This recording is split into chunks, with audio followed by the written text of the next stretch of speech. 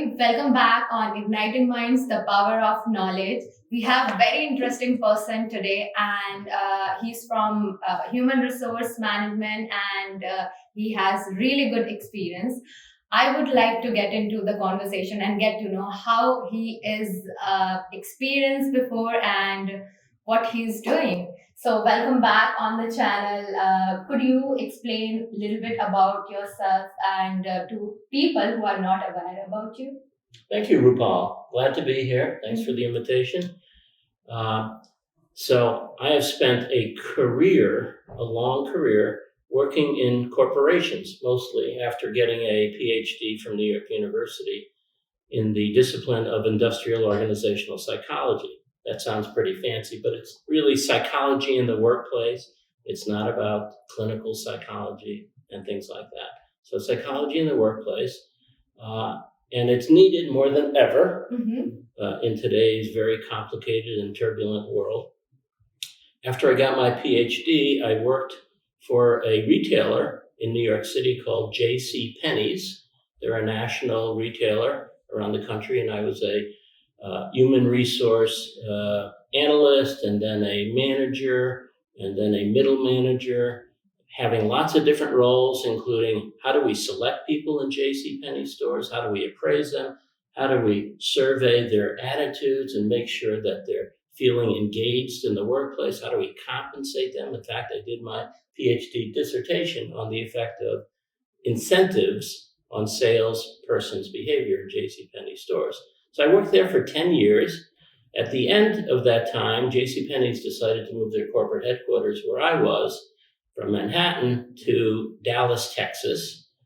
I chose not to go, but I was partly in charge of encouraging a lot of people to go because they needed the talent to go with them to Dallas. After that period of time, I worked for a couple of consulting firms in the area of leadership development and organizational development, working with 7-Eleven stores that were in a crisis and John Hancock Financial Services, doing lots of different consulting to help their organizations become effective.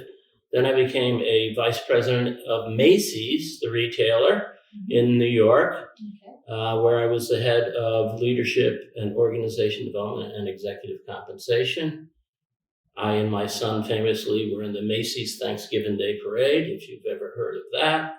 And I did lots of interesting things, including introducing empowered work teams into Macy's stores, recruiting management trainees from college campuses, designing pay plans, monitoring employee morale, and so on. And then from there, I went to GE Capital in Stamford, Connecticut, which was the most profitable and largest producing business in GE at the time. GE Capital was a financial services business doing credit cards, leasing aircraft engines, leasing equipment, and anything having to do with leasing. And it was a very profitable business. I was there for 6 years. I worked under Jack Welch, the famed CEO of GE. And then I went from there to Bayer Healthcare, which was right here in West Haven, where I was the head of training and leadership development there. Did a lot of incredible things, training programs, management development. And then while I was there, I got introduced to the University of New Haven because we had some UNH interns who were in the Industrial Organizational Psychology program there, the master's program. And so I was introduced to people at the University of New Haven, established a relationship there, and started as a adjunct professor and then soon full-time. All the while, I've been doing a lot of consulting work, things like Six Sigma and organizational transformation. It's been a blast, and I've been here for 14 years teaching, partly in the Industrial Organizational Psychology Master's Program, and I'm also the program coordinator here in the Master of Science in Human Resource program in the Pompey College of Business. Amazing. You have I can see such a tremendous experience you have. when you were like starting your career, what motivates you to take like human resource? What made you to think like, okay, this is the career which I would like to pursue? That's a great question. So everybody has their moment, right? Correct. My moment was when I was in high school, senior in high school. I got a job at a small retailer at the time called Woolworths, no longer around. He was out of business. But I worked in the stockroom, and the store manager had so much faith in me Okay. that he put me on the management training program. And that helped turn me around. My career blossomed after that point. I began to believe in myself, and it also showed me the power of having somebody influence you. And that stuck with me, which is why I chose industrial organizational psychology, the psychology of motivation and how people can make something out of their lives because of interactions like having somebody who's a great mentor. Oh, okay. So, what are the challenges when you pursue? What are the challenges you faced, and how you overcome with it? So certainly one of the challenges is having an impact on organizations. There's no other function in an organization that has more of an impact on the people in an organization than human resources. Correct. Marketing has a big impact. Yeah, and I believe like managing people is like more critical. Managing people is like art. What I consider. If you know how to manage people, how to get the work out of done like from people, it's amazing. Bring out the best in people, Yeah, right? correct. Not every manager does that, right? Yeah. We have people managers who are very task focused. They don't relate that well to people. They don't know how to influence them. They don't know the effectiveness of setting high expectations and being supportive of their employees to have them accomplish and feel a sense of accomplishment. And so that's one of the perennial challenges in any organization, which is why we pay attention to who we hire to be a manager. Not everybody's suited to be a manager. And we pay attention to how we develop them so that they can improve their skills through some kind of formal training and development activities. Okay. So, what are the initiative you have taken in your past career which made everyone like really good, and what kind of outcome you got it? Good question. So when I was at GE and GE Capital, we had a very famed strategic initiative called Six Sigma, in which it was focused on trying to improve the processes, the products, and the services of GE Capital. Imagine retail credit cards, leasing aircraft engines, commercial real estate. All of those things have people in them, sometimes salespeople, sometimes customer service people. And so frequently we would identify, here's what's needed to bring out the best in these people. Okay. Having managers who know how to communicate performance expectations and recognize people for their success and their talents, and also guide them where they might be steering short. So that Six Sigma strategic initiative while I was at GE and GE Capital was one of the most satisfying, the most impactful parts of my career. Okay. And now we see like it's a digital world. Everyone is using the technology, left, right, center. Do you see any technology which is helping you in human resource or like in the company where like they can identify the good candidates, and it's helping me tremendously? Like, yeah, sure. So we have the technologies around talent management. Talent management is a system that helps organizations, the employees and the managers, track their skills, what they're really good at, and appreciate what they're really good at, but also to help them develop in areas that would help improve them even more. So talent management systems, there are lots of them out in the marketplace, and they can be used to track people's goals, track people's progress.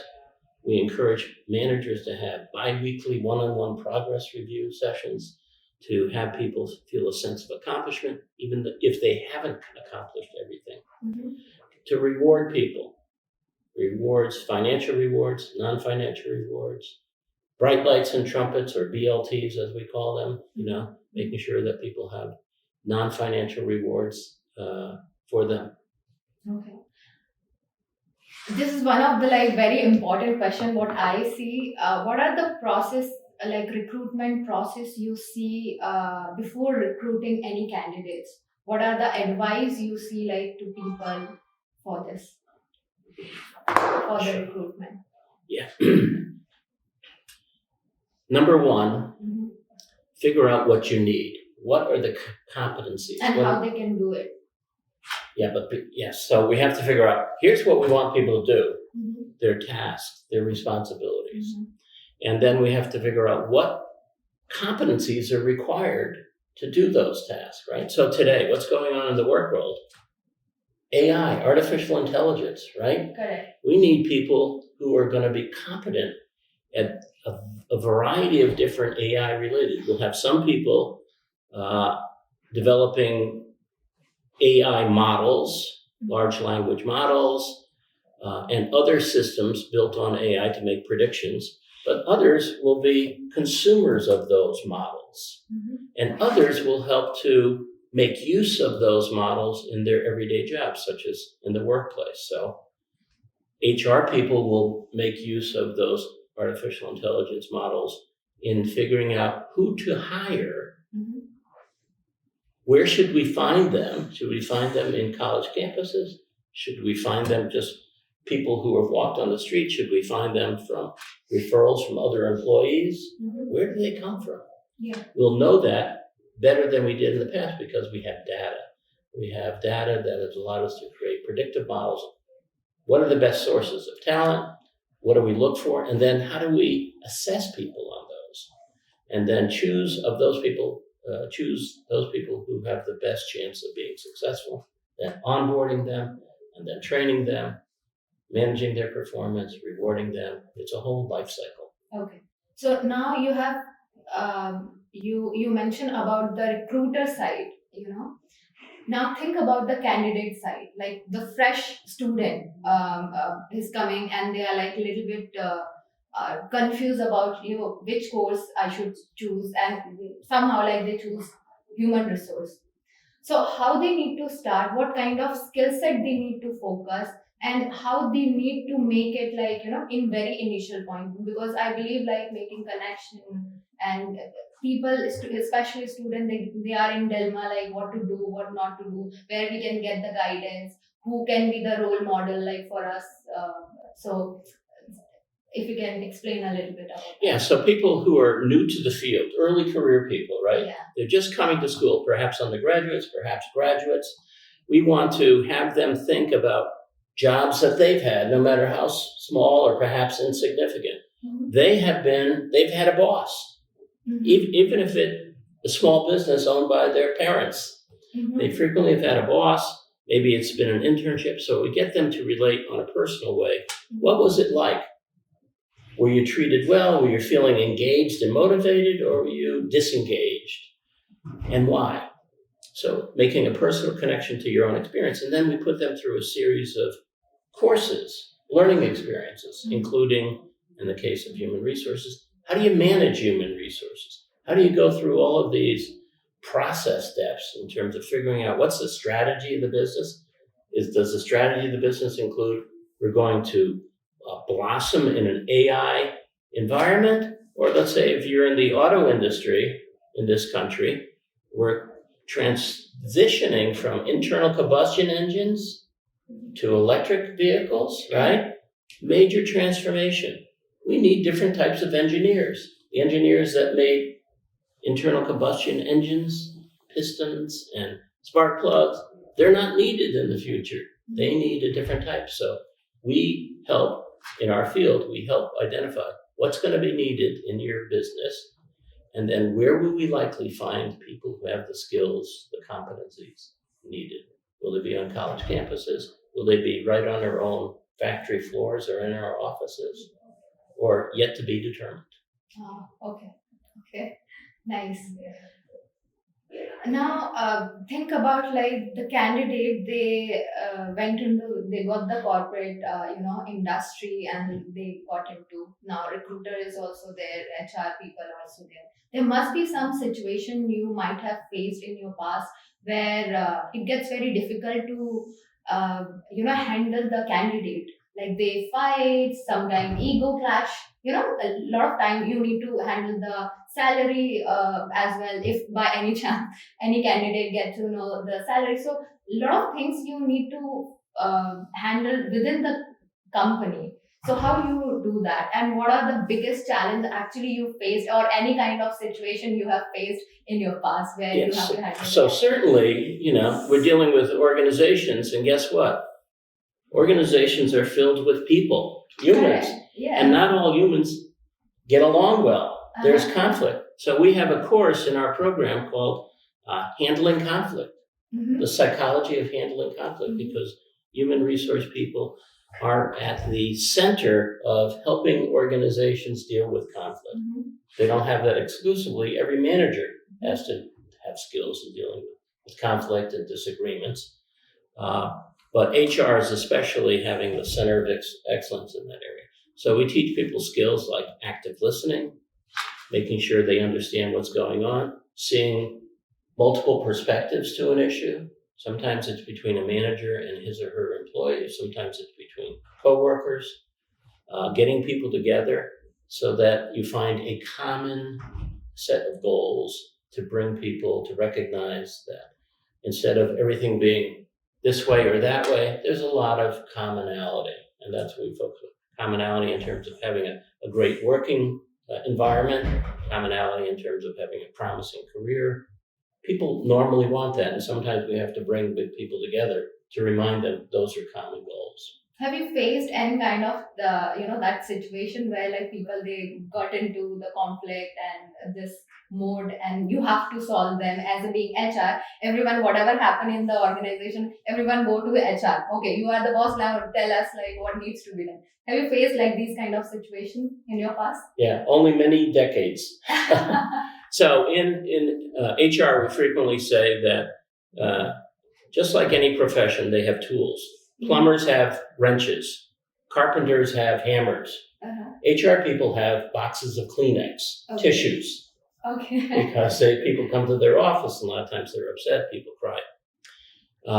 So in any situation, let's say when I was at Bayer Healthcare, we had a squabble between a manager who was very, I'm going to say, hard to get along with, maybe dictatorial.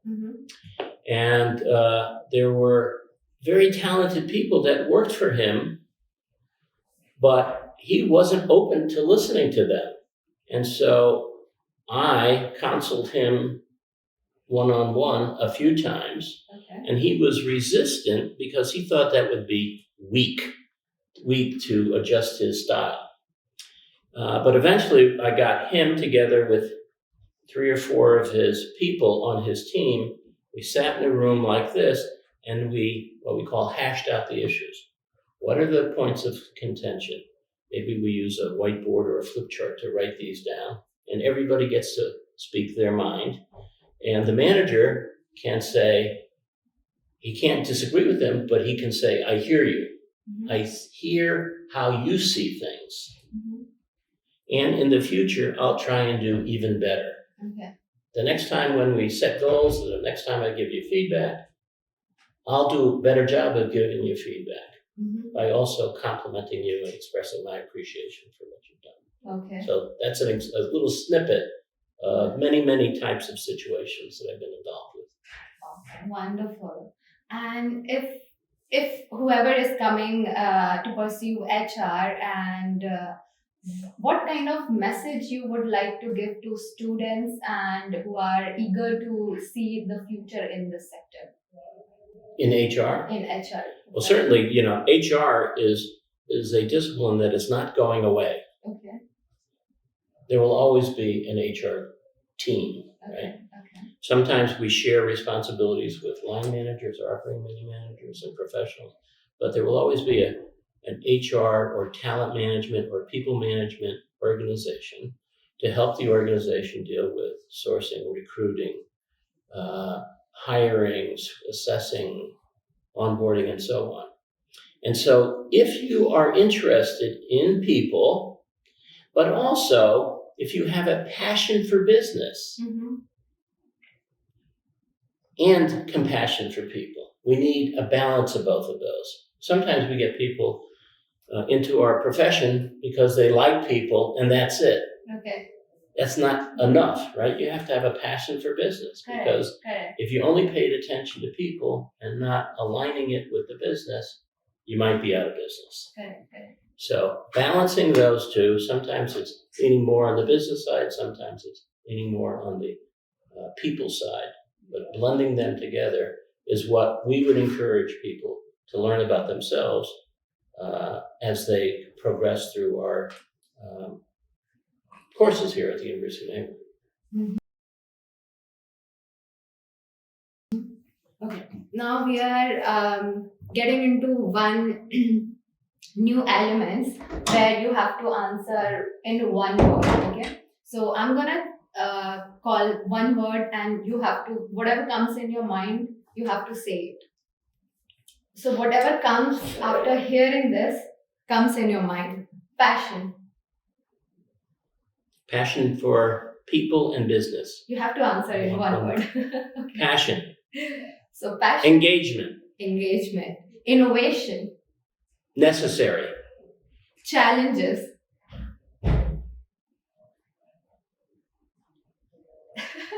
Opportunities. Culture. Everywhere. Diversity. Necessary. Engagement.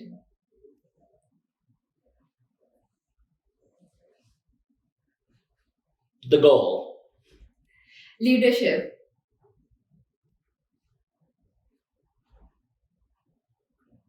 Universal. Okay. Resilience. Learnable. Growth. For everyone. Impact.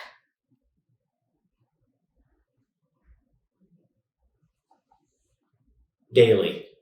Wow, amazing. Now, I would like to hear some last words from you, like which could be like for universal, whoever is watching the video and would like to come to, especially for Indian people who are coming here.